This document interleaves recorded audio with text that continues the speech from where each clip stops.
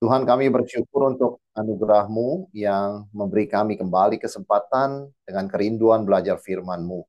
Puaskan dahaga kami Tuhan dan terangi pikiran kami, berkati supaya kerinduan kami ini boleh sungguh menjadi berkat untuk pertumbuhan iman kami. Urapi hamba-Mu dan berkati jam ini, berkati setiap kami. Dalam nama Tuhan Yesus kami berdoa. Amin. Saudara, kita akan bersama-sama melihat dari Ibrani 11 ya pada pagi hari ini. Uh, kita akan share screen sebentar.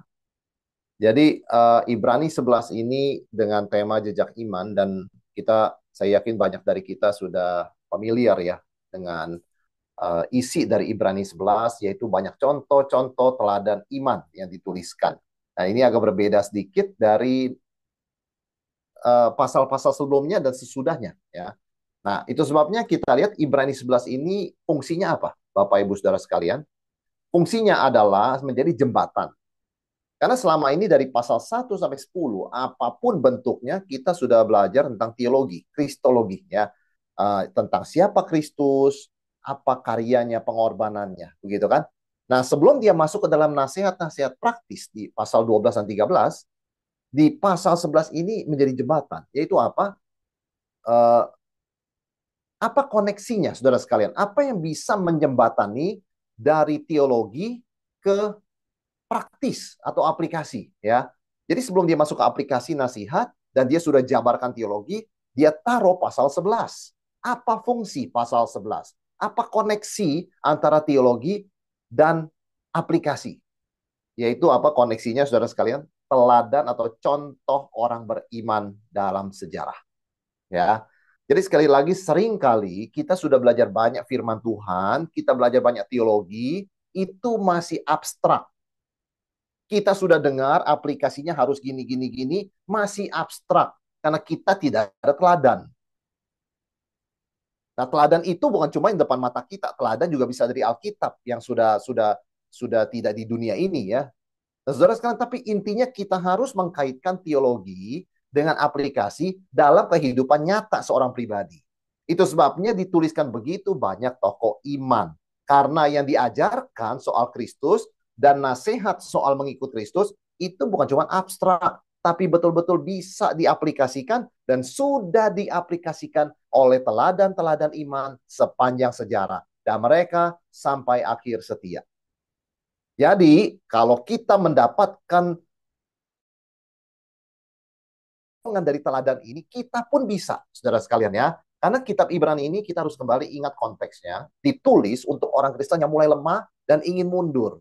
Jadi begini, seringkali orang berkata, kita sudah dengar banyak firman Tuhan, ratusan khotbah kita dengar, konsep teologi kita tahu. Kenapa hidup kita nggak berubah ya? Kita pun sudah tahu mesti berbuat apa. Mesti saat teduh, mesti doa, mesti mengasihi, mesti mengampuni. Tapi kenapa kok tidak jadi kenyataan? Saudara sekalian, salah satunya adalah memang kita tidak melihat atau tidak mengingat teladan-teladan real orang-orang yang melakukan firman Tuhan menghidupi iman mereka ya. Jadi pesannya apa saudara sekalian? Iman itu adalah percaya dan tetap bertahan sekalipun belum melihat hasilnya. Tetapi kita tidak sendirian. Ada teladan-teladan orang yang sudah membuktikan itu benar dan itu bisa dilakukan. Ya, maka kembali kepada definisi yang paling basic ya, esensi iman. Apa itu iman, saudara sekalian?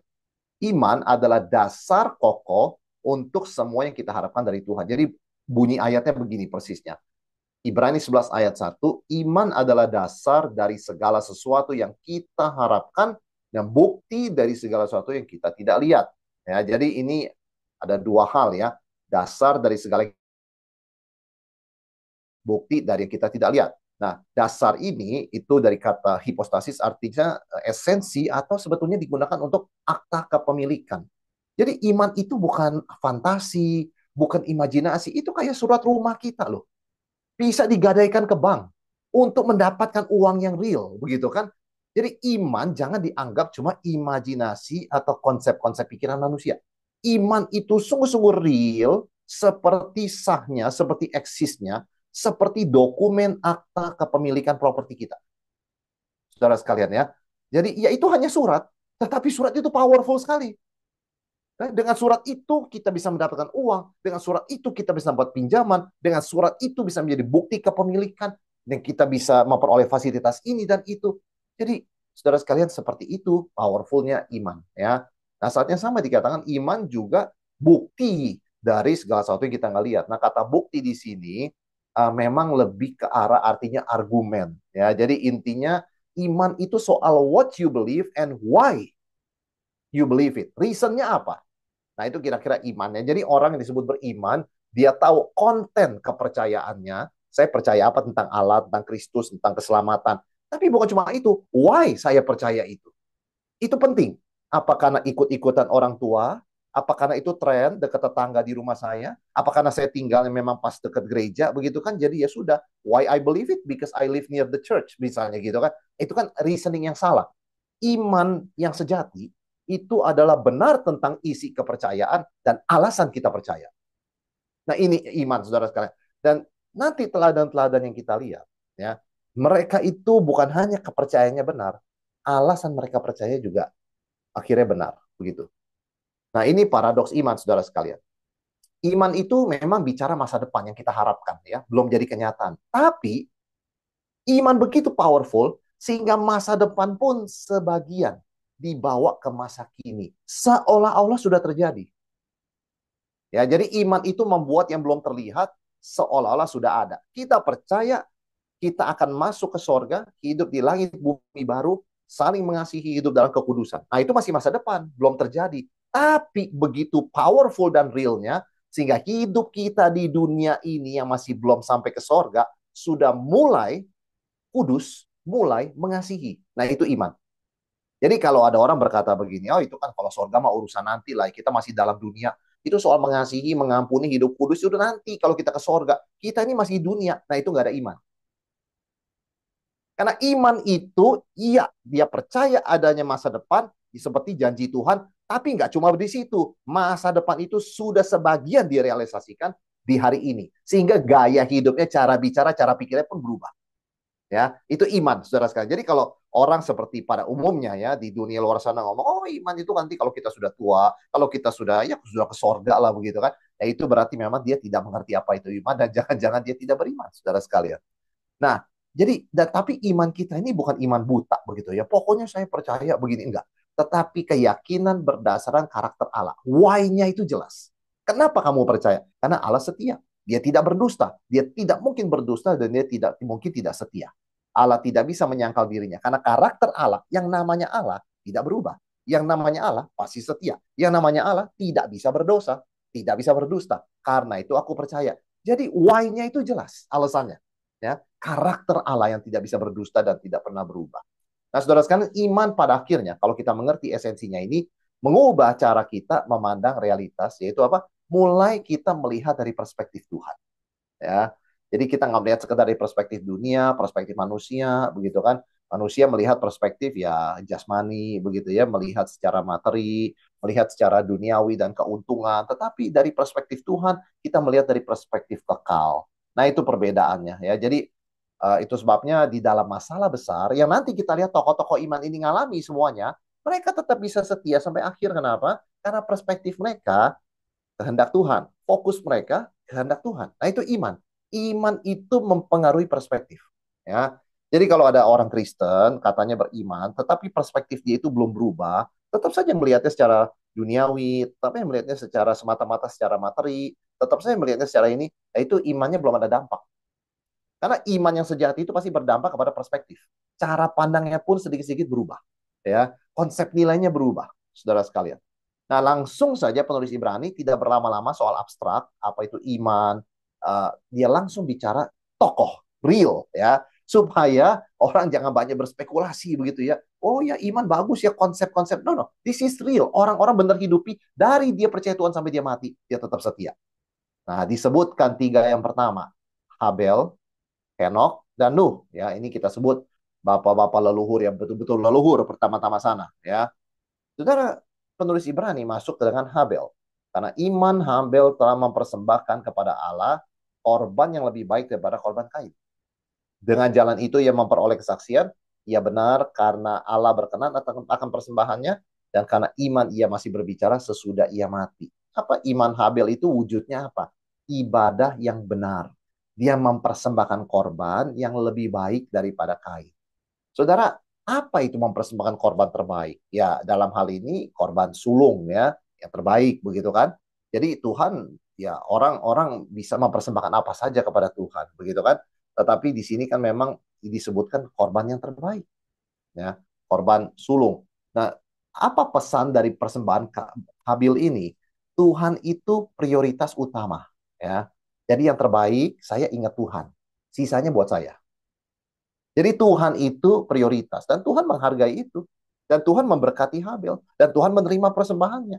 Imannya diakui oleh Tuhan. Luar biasa. Kalau yang mengakui Tuhan itu luar biasa, saudara sekalian. Nggak ada yang bisa lebih baik dari itu ya. Dia memperoleh kesaksian, iya benar. Artinya Tuhan mengatakan, ya Habel itu berbuat apa yang benar ya. Sehingga kalau penilaian dari Tuhan, orang yang sudah mati tetap saja imannya hidup ya. Jadi meskipun sudah mati, Habel dibunuh oleh Kain, tapi hidup Habel kesaksian imannya tetap berbicara. Kalau iman tidak bisa mati, nyawa bisa mati ya, biologi bisa mati, badan bisa mati, iman nggak bisa mati, saudara sekalian. Iman tuh tetap berbicara. Kalau imannya benar, betul-betul kepada Tuhan, itu pasti tetap berbicara jauh melampaui kehidupannya di dunia ini. Berapa umurnya, tapi imannya lebih panjang. Itu sebabnya sampai hari ini kita masih suka mengutip tokoh-tokoh Alkitab yang sudah lama mati, ribuan tahun. Kita masih suka mengutip tokoh-tokoh sejarah gereja yang sudah ratusan tahun mati. Kita masih suka mengutip teladan-teladan iman mungkin puluhan tahun lalu mati. Tapi hidup, mereka tetap hidup. Iman itu melampaui hidup. Saudara sekalian ya. Itu sebabnya kita hidup bukan karena melihat, tapi karena beriman, percaya. Itu yang firman Tuhan katakan.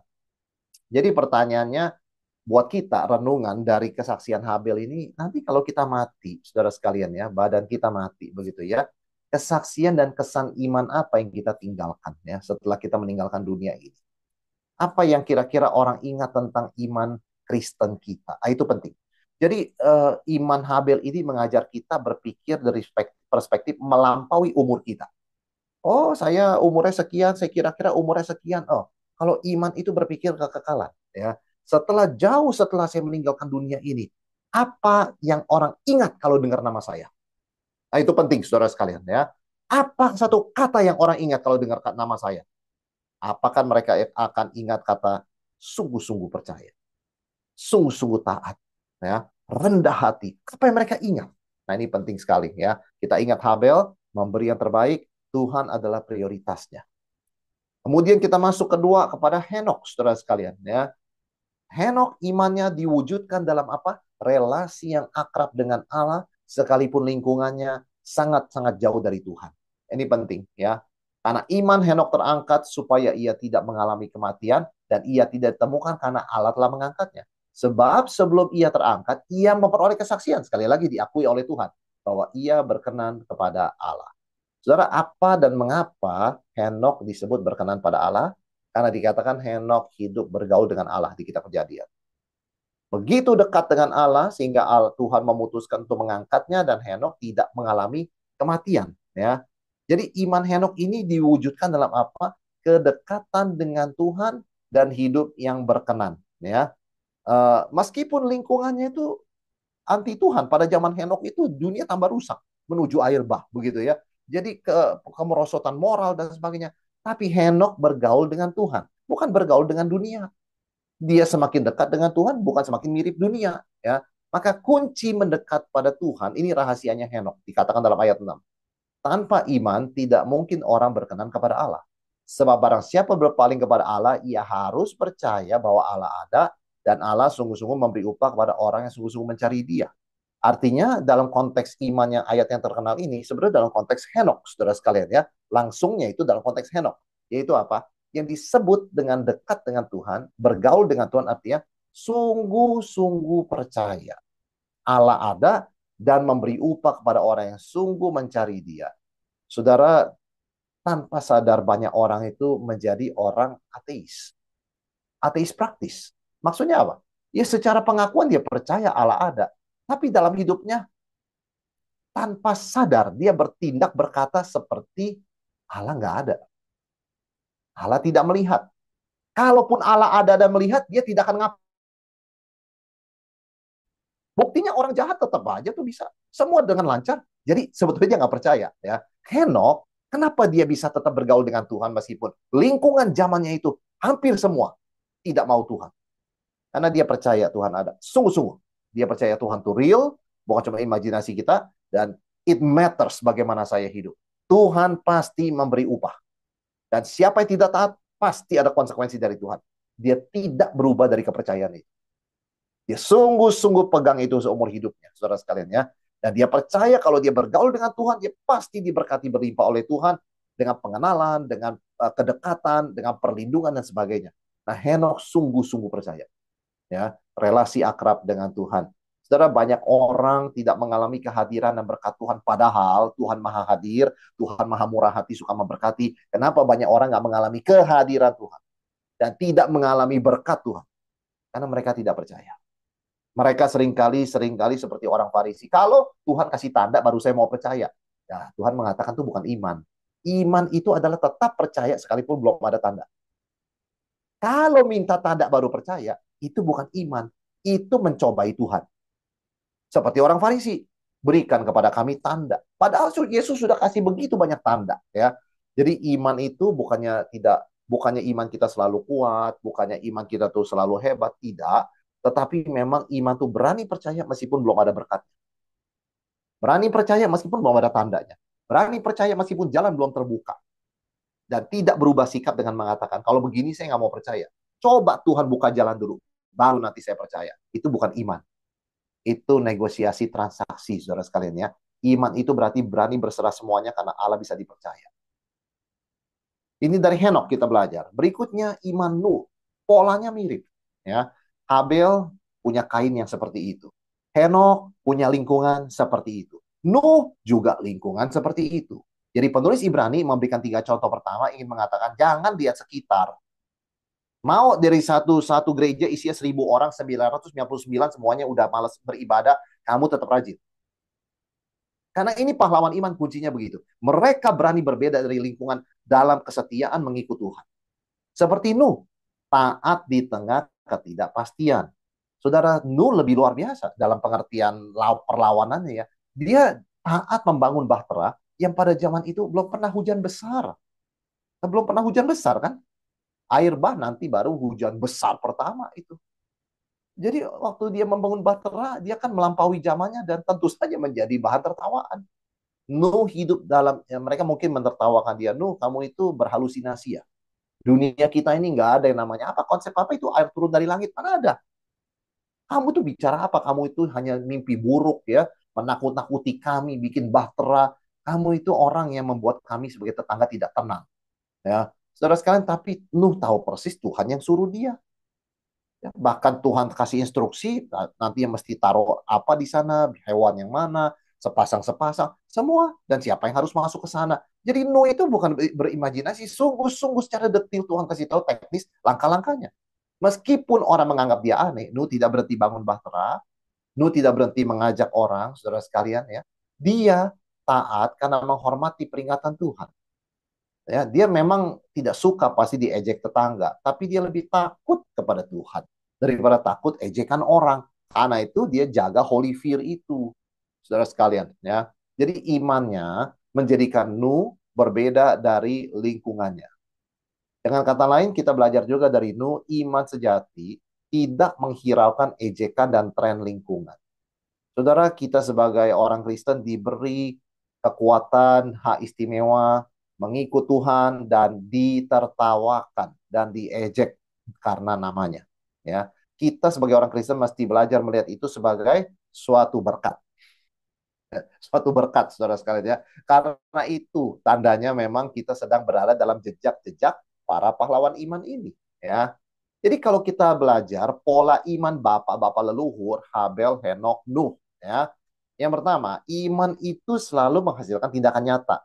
Dalam kasus Habel, memberi yang terbaik kepada Tuhan, beri yang sulung, begitu kan ya. Dalam kasus Henok, begitu kan ya, berbeda dari lingkungannya. Dalam kasus Nuh, melakukan tindak firman Tuhan, bangun bahtera. Ada real action, begitu kan. Yang kedua, iman sering dan bahkan selalu bertentangan dengan arus dunia. Baik Habel itu beda ya dari Kain dan sikap-sikap di lingkungannya. Henokh dengan orang sekitarnya beda. Nuh dengan lingkungannya juga berbeda. Ya. Dan iman membawa konfirmasi pengakuan dari Tuhan. Jadi Tuhan itu dengan matanya yang tajam melihat iman kita. Seberapa sungguh-sungguh kita percaya berpegang pada Dia, itu diperhitungkan oleh Tuhan. Ya, jadi it matters setiap detil iman kita, saudara sekalian. Jadi itu sebabnya tidak sia-sia kita beriman sungguh-sungguh. Mata Tuhan melihat dan Dia memberi upah kepada orang yang sungguh-sungguh mencari Dia. Ya, dan tentu iman berdampak melampaui batas hidup kita. Berapa usia kita di dunia ini sangat terbatas, tapi iman kita forever. Ya, iman kita itu dampaknya seterusnya sampai dunia berakhir. Jadi, saudara, ini yang kita pelajari sangat menguatkan sekali bahwa tiga orang ini sudah menjalani dan mengatakan is true. Is true, ya. Yang kita ajarkan, kita pelajari semua ini, itu real dalam kehidupan, bukan cuma teori. Seumur hidup tiga orang ini mereka menjalankan. Nah, berikutnya saudara sekalian, penulis Ibrani masuk kepada Abraham, ya. Abraham tentu tokoh yang sangat terkenal dan boleh dikatakan bapak orang beriman. Apa yang kita pelajari dari Abraham? Iman berarti mengikuti panggilan Tuhan tanpa plan, tanpa map. Tuhan panggil Abraham, simple. Tuhan memanggil Abraham keluar dari tanah leluhurmu, ya, dari tempat ayah ibumu. Saudara sekalian, oke, sudah keluar. Kemana Tuhan? Tidak ada plan, tidak ada map. Kemana? Just get out. Itu iman. Luar biasa, saudara sekalian, ya. Jadi Abraham taat ketika dipanggil Allah, padahal tidak dikasih tahu Tuhan kemana. Saudara, seringkali ketaatan manusia kepada Tuhan itu bersyarat. Tuhan, saya mau ikut, tapi kasih tahu dong jalannya. Supaya saya bisa plan juga, Tuhan. Ternyata masih ada plan pribadi dia. Jadi dia mau masukkan plan pribadinya di dalam plan pribadi Tuhan, begitu loh. Saudara sekalian, Tuhan tidak pimpin kita, bukan kasih langsung kelihatan plannya dari awal sampai akhir. Step by step. Supaya kita bergantung penuh kepada Dia, bukan pada hikmat kita, pada planning kita. Ya. Nah, Abraham berani melangkah. Walaupun Tuhan tidak kasih blueprint masa depannya. Abraham, nanti kamu keluar ya, aku akan pimpin, istri kamu akan digoda orang, aku lindungi, nanti kamu akan susah, tapi aku akan berikan anak. Ini nih tahun-tahunnya. Tidak ada seperti itu. Tuhan kasih step by step. Abraham pun bergumul sebetulnya setiap langkah ya. Apa benar tindakan saya ya? Tuhan kok panggil saya tapi kemana? Iya kan visinya kemana ini? Ya, yang jelas dong targetnya apa? Gak ada. Itu Bapak orang beriman. Simply God's calling. Saudara, iman percaya janji Tuhan lebih kuat dari kepastian manusia. Abraham juga seorang yang bisa berhitung berapa usianya, jalannya berapa jauh, masih berapa lama saya hidup. Dia kan bisa berkira-kira. Tapi dia memegang janji Tuhan lebih kuat daripada hikmat dia sendiri. Jadi bahan dasar iman dalam kasus Abraham kita belajar. Just one, God's calling. Gak perlu tahu tujuan, gak perlu tahu visi ke depan, gak perlu tahu misinya apa. Just go out. Simple, saudara sekalian ya. Asal kita dengar suara Tuhan. Karena kalau Tuhan bicara terus, kita mengikuti dia terus. Ya, pola Bapak. Kita lihat iman ini rela hidup sebagai orang asing. Gak jelas begitu kan. Kamu dari mana? Kok tinggal di sini? Tujuannya apa? Gak jelas juga. Ya ini kan seperti Nuh dan dilihat oleh tetangga-tetangganya. Mungkin Abraham diejek. Abraham sudah 75 tahun waktunya pensiun cium sama gendong cucu tuh. Kok masih jadi orang asing merantau seperti anak muda melancong mencari tempat untuk menetap. Kamu sudah 75 tahun. Saudara Abraham juga mengalami. Begitu kan Abraham hidup di tanah perjanjian seperti pendatang. Tinggal di kemah. Tidak masa udah 75 tahun nggak punya rumah. Harus punya atap yang menetap dong. Masih pindah-pindah begitu. Itulah Abraham. Ikuti God's calling. Sehingga mungkin ada orang mengejek Abraham. Abraham, kalau Tuhan itu real, tentu dia kasihan sama kamu dong. Masa sudah 75-80 tahun masih keliling seperti itu? Tidak ada rumah? Saudara sekalian, Abraham tidak tergoyahkan oleh simpati-simpati manusia atau ejekan-ejekan manusia. Apapun, dia tunggu God's next calling. Ya, nah, ternyata, saudara sekalian, penulis Ibrani mengatakan, kenapa Abraham bisa begitu? Karena tujuan iman Abraham bukan hanya di dunia ini, tapi kota sorgawi yang Tuhan janjikan. Dimanapun di dunia ini. Ya, mau punya, mau sewa, mau kontrak, tetap kontrak. Karena yang disebut dengan milik, Itu kota sorgawi yang Tuhan janjikan. Semua itu kontrak di dunia. Nah, saudara sekalian, kita bersyukur atas berkat dan kecukupan. Tapi dari Abraham kita belajar, iman tidak boleh lekat kepada kenyamanan dunia. Karena suatu saat bisa lenyap. Ya, Abraham punya iman, rahasianya adalah kepada janji Tuhan melampaui dunia ini. Ya, setiap langkah Tuhan pimpin, Tuhan cukupkan, Tuhan limpahi. Tapi iman kita tidak boleh melekat pada harta benda dan pada dunia ini. Tetapi kepada janji Tuhan sendiri yang melampaui dunia ini. Baru kita bisa bergerak di dunia ini, saudara sekalian. Mengikuti panggilan Tuhan. Ya. Dan masih tentang Abraham, saudara sekalian, dikatakan di ayat 11, karena iman, ia juga dan Sarah beroleh kekuatan menurunkan anak cucu walaupun usianya sudah lewat. Karena ia menganggap dia, yaitu Tuhan, yang memberikan janji itu setia. Saudara sekalian, iman memberikan kekuatan sorgawi. Usia Abraham Sarah itu sudah sangat-sangat lanjut, ya. Tetapi kok bisa punya anak? Sesuatu yang mustahil secara manusia. Karena sudah tidak reproduktif lagi, tidak produktif lagi secara reproduksi, begitu kan? Khususnya Sarah. Kok bisa? Nah, itu karena kuasa Tuhan. Karena iman Abraham kepada janji Tuhan. Tuhan itu setia. Mereka percaya kepada kesetiaan Allah bukan pada kondisi fisik dan kemampuan sendiri. Saudara, kalau mereka melihat kondisi fisik seperti Sarah, pasti tertawa. Hah, masa aku bisa punya anak? Betul, itu reaksi manusia. Susah juga kita menyalahkan Sarah, dia ketawa. Dia melihat dirinya kok. Dia bangun tidur, badannya sakit. Ya kan? Dia melihat kulit-kulitnya sudah tidak kencang seperti dulu. Dia melihat suka lupa-lupa, ya tidak seingat dulu waktu muda. Bagaimana mungkin dia bisa jadi mama di usia demikian? Bisa bisa melahirkan anak. Itu sangat wajar sekali kalau dia ketawa, begitu kan? Meskipun salah. Karena iman itu bukan tergantung pada kondisi fisik kita, tetapi kepada janji Tuhan. Ya. Abraham Sarah bukannya menjadi orang nekat, menjadi orang yang, wah kita mau maraton 41 kilometer, meskipun sudah usia 100 tahun. Mereka nggak begitu. Tetapi mereka simple, itu Tuhan berjanji, bukan imajinasi kita kok. Dan kita tetap masih nunggu, karena itu janji Tuhan. Apapun kondisi fisik kita. Nah, saudara sekalian, itulah luar biasanya iman Abraham, ya. Dan kalau kita lihat kemudian, kenapa Abraham bisa seperti itu? Karena orientasinya itu memang iman kepada janji di masa depan, ya. Abraham dan para leluhur meninggal tanpa melihat semua janji Tuhan tergenapi. Abraham, keturunanmu seperti bintang di langit, pasir di laut. Mana? Ketika Abraham meninggal, cuma siapa? Ishak, begitu kan ya? Kemudian ada Yakub mungkin, ada Esau. Terus kalian cuma segitu. Mana bintang di langit, pasir di laut? Tidak digenapi kok. Apakah lalu iman mereka sia-sia? Apakah mereka percaya for nothing? Tidak. Justru itu memberi kesaksian iman mereka melampaui dunia ini dan hitungan matematika. Ya, itu membuktikan iman mereka asal usulnya dari sorga, bukan kalkulasi dunia ini untuk rugi. Mereka mengaku sebagai orang asing di dunia. Maka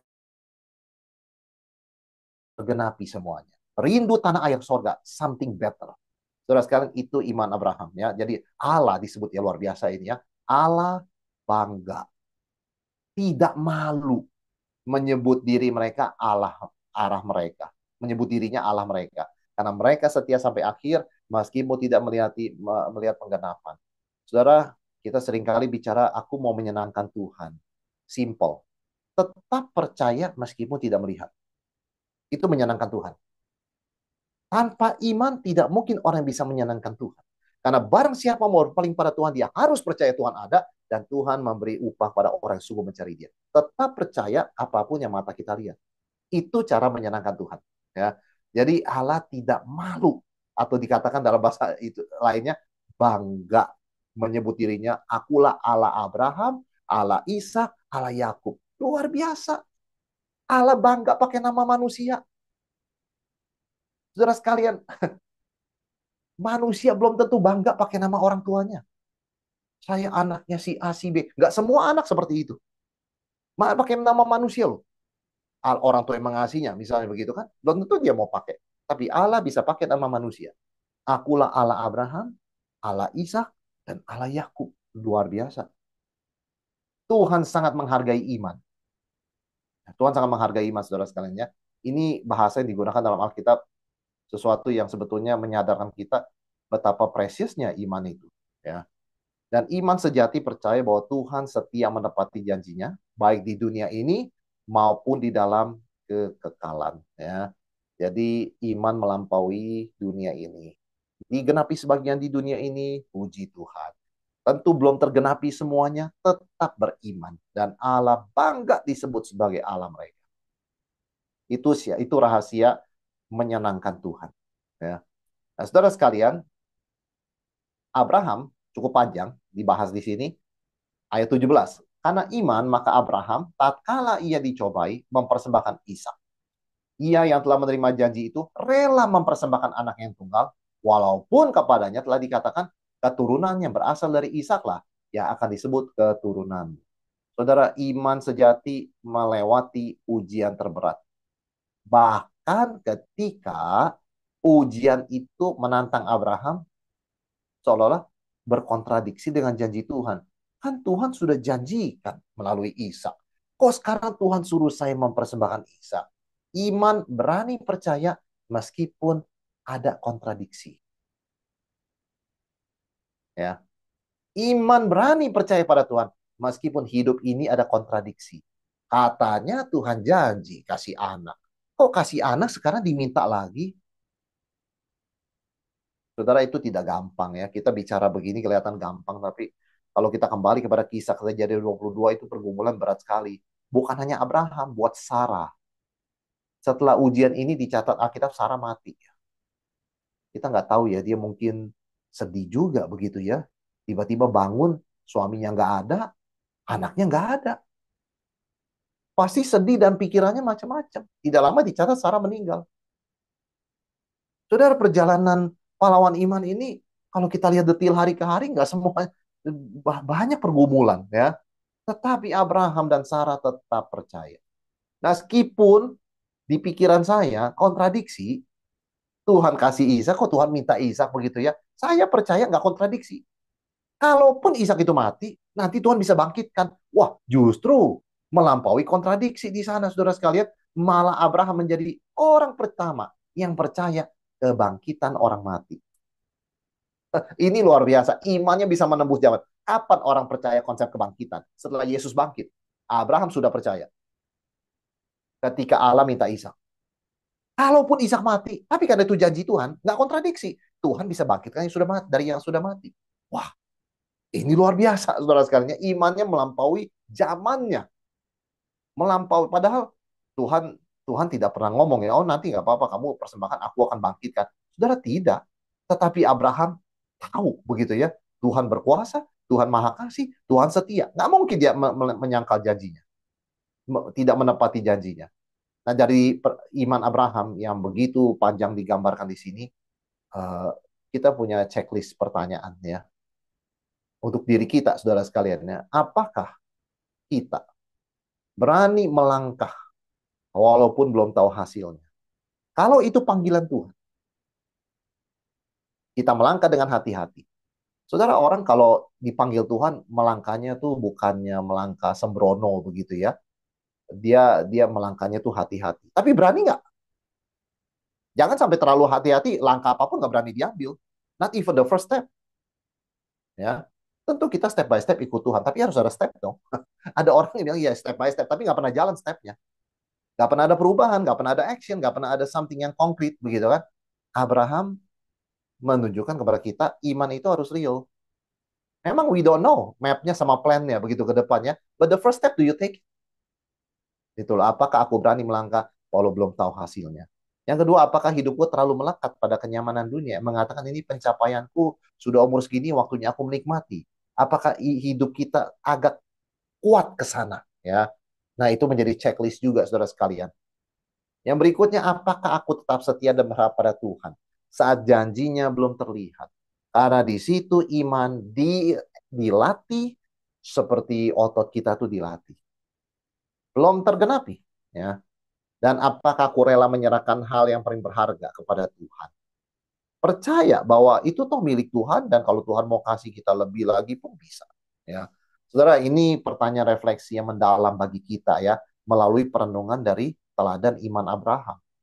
Ya, saya kira sangat-sangat menjadi berkat ya bagi kita semua orang percaya yang disebut anak-anak Abraham. Nah, kemudian kita masuk, penulis masuk kepada leluhur-leluhur berikutnya yaitu Ishak, Yakub, Yusuf ya. Karena iman maka Ishak sambil memandang jauh ke depan, ya orientasinya ke depan semua ya, memberikan berkatnya kepada Yakub dan Esau.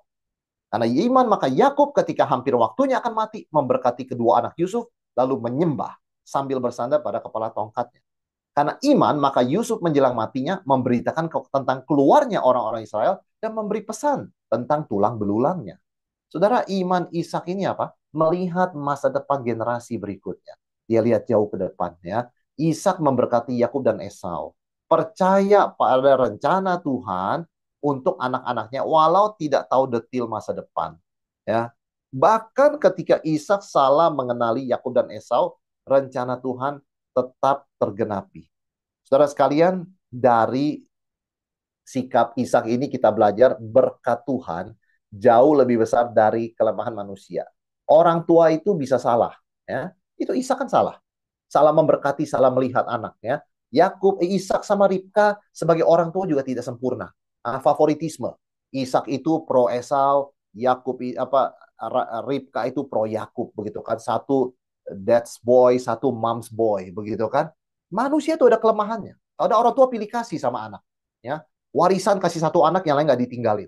Ya, kenapa? Dia nggak jaga saya, dia nggak peduli sama saya. Sudah, semua orang ada kelemahan. Semua keluarga itu ada cacat celahnya. Ya, tetapi kita harus ingat, tetap beriman, karena berkat Tuhan lebih besar dari kelemahan manusia. Dan kita mesti akui itu memang kelemahan kita, tetapi kita percaya lebih dari itu, ada berkat Tuhan dan kita percaya ada rencana Tuhan. Karena itu, meskipun kita tidak tahu masa depan anak atau cucu kita, tapi iman orang tua ada pada Tuhan yang memegang masa depan anak-anak. Karena itu orang tua jangan pernah berhenti mendoakan anak, mendoakan cucu. Ya, saudara sekalian, apa yang Tuhan percayakan pada kita, anak bukan cuma kita besarkan, kita kasih makan, kita sekolahkan, kita didik iman. Suatu saat mereka sudah besar, mereka sudah punya hidup sendiri, tetap kita punya kewajiban sebagai orang tua dan sebagai kakek nenek. Mendoakan, menjadi teladan. Itu seumur hidup sampai kita ketemu Tuhan. Tidak ada dalam kamus Kristen berkata tugas saya sebagai orang tua sudah selesai. Tidak ada. Tugas kita selesai kalau kita dipanggil Tuhan. Selama kita di dunia, kita wajib mendoakan anak cucu kita, mantu kita, kemudian keluarga dari cucu kita. Kita harus doakan. Karena itulah peranan kita sebagai juru syafaat seperti Tuhan Yesus. Ya. Siapa yang ingat mendoakan mereka? Belum tentu ada orang. Pasti yang paling bisa mendoakan mereka kita. Seperti Ishak memberkati kedua anaknya, meskipun dia banyak kelemahan. Ya. Berikutnya Yakub. Wah, saudara sekalian ya, apa yang kita pelajari dari iman dia? Memuliakan Tuhan sampai akhir hidup. Yakub jelas orang yang penuh kekurangan. Ya, iman, tapi yang kita pelajari, imannya tidak berhenti. Di masa tua, Yakub tetap percaya Tuhan pegang kendali atas masa depan keturunannya. Tidak mudah, saudara sekalian. Dia meninggal dalam sikap menyembah. Luar biasa.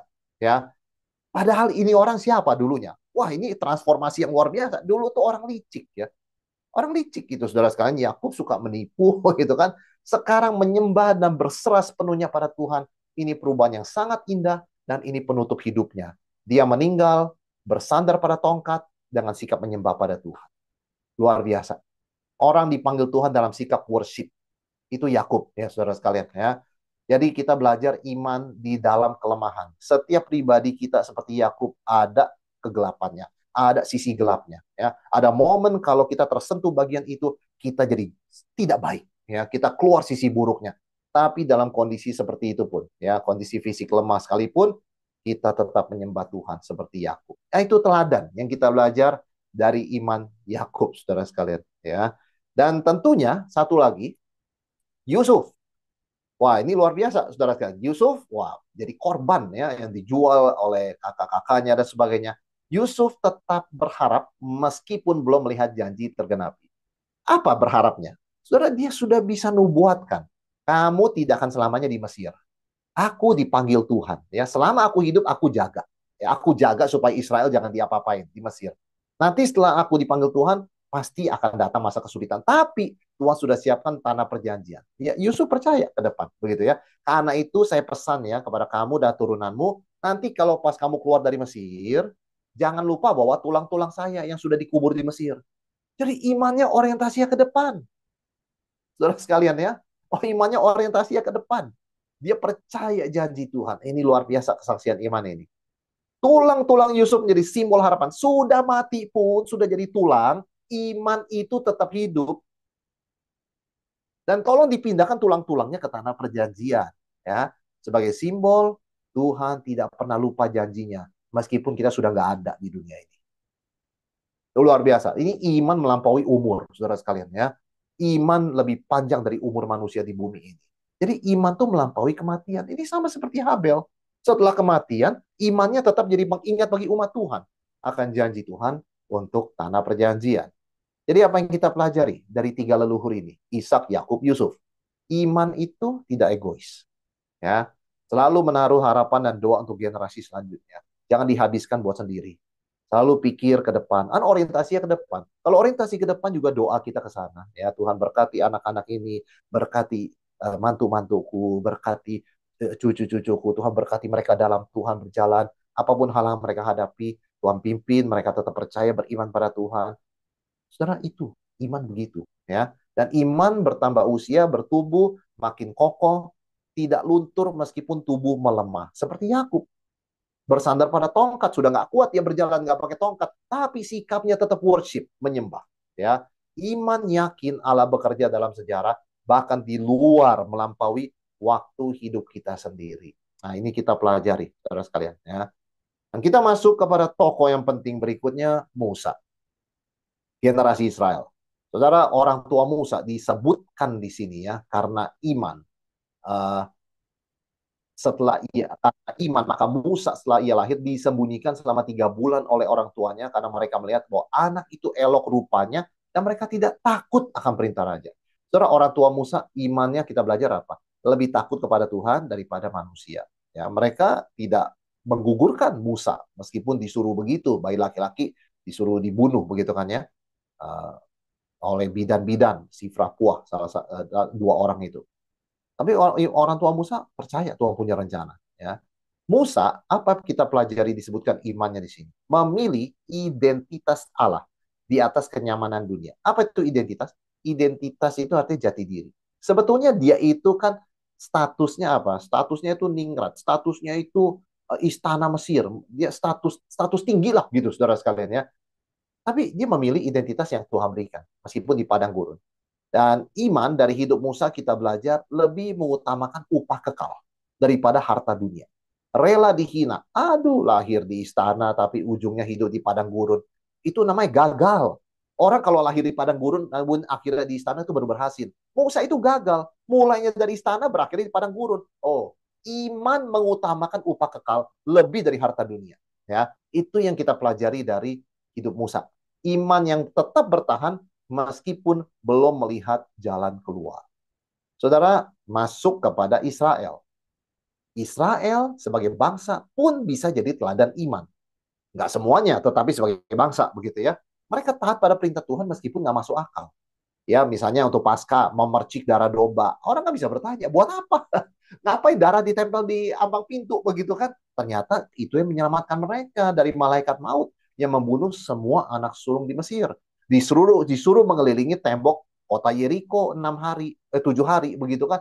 Saudara sekalian, mungkin tidak masuk akal. Emang kita dengan kelilingin bisa runtuhkan tembok itu?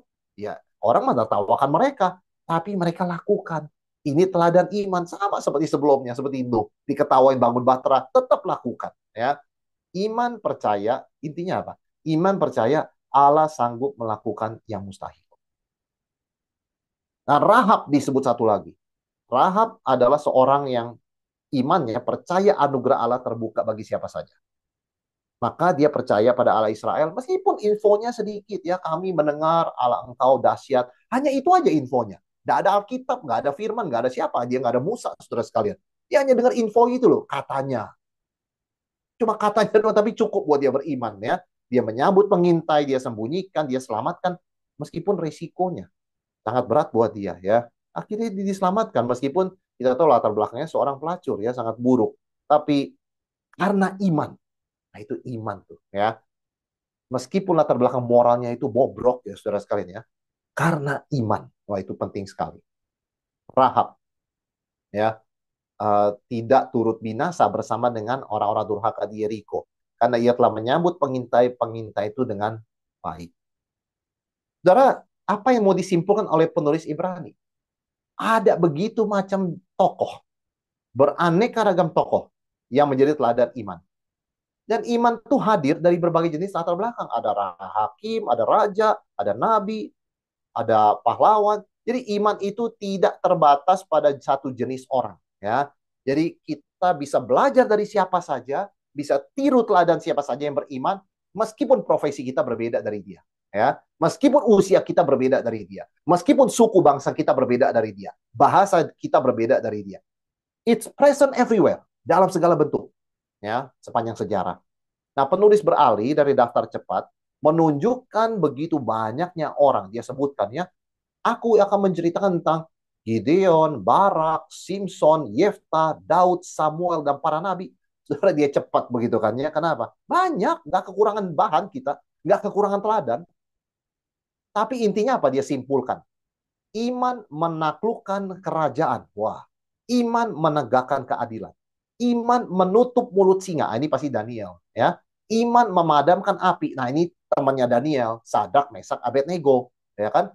Iman menguatkan orang yang lemah, memampukan mereka mengalami mujizat, ya. Kemudian ibu-ibu menerima kembali orang-orang yang telah mati. Nah, ini Elia sama Elisa. Karena Elia membangkitkan anak laki atau putra janda Sarfat. Elisa membangkitkan perempuan perempuan Sunem. Itu kan ibu-ibu menerima kembali orang-orang yang telah mati, anak-anak telah mati. Namun semua mujizat itu kembali dikatakan hanyalah bayangan dari kebangkitan sejati yang kita akan lihat di dalam yang sudah kita alami di dalam Kristus. Nah, saudara sekalian, satu hal kemudian penulis Ibrani mengingatkan ya, iman itu memang melewati penderitaan. Orang-orang lain membiarkan dirinya disiksa dan tidak mau menerima pembebasan supaya mereka beroleh kebangkitan yang lebih baik. Ada pula yang diejek, ada didera, bahkan dibelenggu, dipenjarakan. Mereka dilempari, digergaji, dibunuh dengan pedang, mereka mengembara dengan pakaian kulit domba dan kulit kambing sambil menderita kekurangan, kesesakan, dan siksaan. Saudara, tidak semua tokoh iman mengalami tanda kutip loh ya, kemenangan. Banyak juga disiksa, ditolak, rela menderita. Nah, ini misalnya martir dari zaman Makabe sekitar tahun 160 sebelum Masehi ya. Mereka rela kehilangan semuanya ya, rumah, kehormatan, kenyamanan, bahkan nyawa. Tapi iman bisa membawa kemenangan besar dan penderitaan ya atas penolakan ya, kemenangan besar yang luar biasa. Dan kalau kita lihat penilaian Allah justru berbeda dari dunia. Dunia menganggap orang beriman ini tidak layak hidup begitu ya. Tapi Allah menilai dunia ini yang tidaklah pantas punya mereka. Wah, ini luar biasa saudara sekalian ya. Dunia menilai, wah orang beriman sih, orang Kristen nggak pantas hidup dalam dunia. Tapi Tuhan nilainya beda. Dunia nggak pantas ada orang Kristen. Mestinya dunia jangan ada orang Kristen. Supaya mereka itu semua dihukum Tuhan. Masih ada orang Kristen, masih banyak anugerah. Wah, itu penilaian Tuhan. Tuhan begitu bangga jadi Allah kita. Bukan karena kita sempurna, saudara sekalian ya. Tetapi karena ya dia Allah yang sangat menghargai iman. Luar biasa. Iman sejati tidak diukur dari hasil lahiriah ya, tapi dari kesetiaan kepada Tuhan. Secara lahiriah, orang-orang ini kan menderita. Orang ini nggak punya apa-apa. Pada akhirnya juga mati sebagai pengembara, begitu kan. Tapi iman bukan diukur dari lahiriah, tapi dari kesetiaan pada Tuhan sampai akhir. Nah, Tuhan menunjukkan kuasanya lewat mujizat, tapi juga lewat keteguhan di tengah penderitaan. Ya. Orang yang sungguh hidup dalam iman sangat berharga di mata Tuhan. Dikonfirmasi oleh penolakan dunia. Kenapa dunia tolak orang Kristen? Ya memang ada alasan orang mengatakan orang Kristen itu sombong, orang Kristen itu begini, munafik sebagainya. Betul, tapi pada akhirnya kenapa dunia tolak iman Kristen? Karena dunia tidak pantas mendapatkan kekristenan. Ya, karena Kristen itu sangat berharga sekali melalui Tuhan Yesus, dunia tidak pantas. Tapi Tuhan masih berbelas kasihan pada dunia ini, maka orang Kristen ditaruh di dunia ini meskipun penuh penderitaan. Nah, saudara sekalian, akhirnya penilaiannya gimana? Semua tokoh iman mendapat pujian Allah. Tapi mereka belum mendapat semua yang dijanjikan. Mereka masih nanti bersama kita. Masih ada bigger plan dari Tuhan, yaitu keselamatan dalam Tuhan Yesus. Sehingga suatu hari semua umat Tuhan dari perjanjian lama sampai kita perjanjian baru disempurnakan semuanya bersama di dalam Kristus. Ya, jadi iman itu kalau kita boleh sarikan bertumbuh dalam berbagai tahapan. Iman yang percaya, mengenali siapa Tuhan, karakternya. Iman yang bertindak, berani melangkah, take the step, begitu ya. Iman yang menanti, sabar, meskipun nothing happens, begitu ya. Tetap aku percaya. Ya, iman yang rela berkorban, menyerahkan hal yang berharga seperti Abraham. Iman yang memilih, seperti Musa, begitu kan. Mau istana Firaun, apa padang gurun? Padang gurun. Saya nggak mau pilih istana, saya pilih padang gurun. Kenapa? Iman dan iman yang bertahan setia dalam penderitaan. Ya, jadi di mana sih tahapan iman kita saat ini, saudara sekalian? Ya, saudara sebagai penutup ya jejak iman ya, kita perlu simpulkan begini: iman itu nyata ya, bukan sekedar teori. Itu mengubah cara kita pandang hidup, menghasilkan tindakan, memberi arti pada penderitaan. Dan paradoks iman, kita yakin pada yang tidak kelihatan, walaupun sebelum semua terwujud, rela hidup sebagai orang asing, bahkan mengorbankan yang paling berharga. Nah, panggilan buat kita, saudara sekalian, di Ibrani 11 ini ya, mari kita teruskan estafet iman ya. Kan nggak berhenti sampai PL, PB ada, sekarang ada kita. Ya, mari kita lanjutkan. Iman itu toh bukan individualistik, tapi bersama-sama kita dalam komunitas. Pertanyaannya, kontribusi kita untuk komunitas iman apa? Kita nambahkan apa nih dalam kisah iman ini ya, Hall of Faith ya saudara sekalian ya. Mari kita tambahkan kesaksian hidup kita, kisah hidup kita dalam galeri iman seluruh orang percaya ya. Tetap setia tengah tantangan dan selalu pandang pada Yesus, pemimpin dan penyempurna iman kita yang akan kita bahas minggu depan. Oke, saudara sekalian, kita selesaikan sampai di sini. Saya kembalikan pada Pak Christian ya untuk sesi selanjutnya tanya jawab.